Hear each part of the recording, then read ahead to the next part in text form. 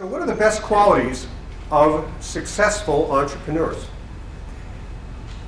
The most important quality that I've seen is a belief that you can make a difference. Now, that may sound obvious in some sense, but you'd be surprised. Most people don't think they really make a difference. It's not important to vote. It's not important to try. Actually, most of the people in this room, probably not in that group. You had to try hard to get to sit where you are. And I had to wait 20 years for them to put the building up so there'd be seats here. But you have to believe that you really can make a difference in the world and that you're going to try to make a difference. And that's one of the most common characteristics I've seen of successful entrepreneurs. The second is what I might call an action bias, a passion for going and making things happen. Now, I was at Stanford, I was at the University of Pennsylvania, probably a few other places that I've blotted out of my memory after years of therapy. But many of the people that I met in those places really just sat around and knew things. And I found that I've grown to the point where I don't really respect knowing things. Being smart is not a good thing. It's doing things that matters. So I don't care how many degrees you have. I don't care how many courses you've taken. It's almost worse if you get that education or know things and you don't take action and put that to work and try to do something valuable with that information. And the entrepreneurs are the ones who say, I'm going to go put on a play. I'm going to go make it happen. That is the second most important characteristic. They just don't like sitting around and discussing. They like getting out and doing. I've often thought of myself as, self-described myself as an industrial pyromaniac. I like to burn up businesses, burn up markets with new ideas and different ideas that change the world. Sometimes you just wind up with a pile of debris, but it sure is fun trying.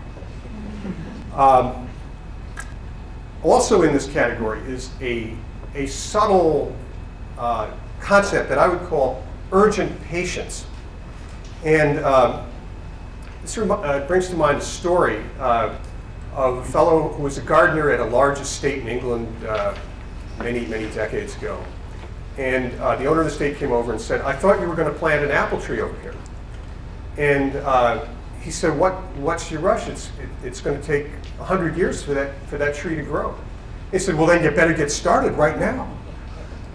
That's the attitude that I think is important for entrepreneurs to have, the action bias. The third is unjustifiable optimism. You have to believe that you can succeed at what you're doing in the face of large evidence to the contrary. And lots of people telling you, that's ridiculous, don't even try. If I had listened to all the people that told me, you're going to do auctions on the internet? What does that mean? That's crazy. I never would have gone into business. In fact, the guy who's speaking on, was it Saturday? Friday? Jeff's coming? Yeah, Jeff's a very interesting guy. He was a man for the times in one very interesting respect. Jeff had the advantage of having no business experience whatsoever. So he had no fear at all. He would just leap and jump. The things he was doing back when 1997, when I'd started OnSteel, he'd started Amazon, there were several other people starting companies. I mean, we would look at it and go, this guy's nuts. You know, you'd have to be just kamikaze to do some of the things. He would make deals on the assumption that he would raise money to pay for them later. Now, unfortunately, those of us who had business experience were hampered by that experience because he was exactly the right guy at the right time. And it was precisely that recklessness that was the key element of Jeff's success, along with his intelligence and his understanding of the market and his drive and other little things like that. So,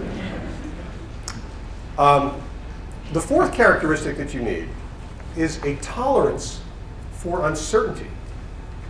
Now, the thing about starting a company is that there's always too many variables to control. There's never enough information, never enough time to look into the things that you need to do. And you'd be surprised, it's very stressful for most people to live in circumstances of total uncertainty. Are you going to have a test tomorrow? Is the class going to, can you sign up for this class? Are you going to get into the school you want to go to? Whatever it is. Any kind of uncertainty. Sometimes you feel better just knowing the answer, even if it's no. Well, a good entrepreneur tolerates uncertainty very well.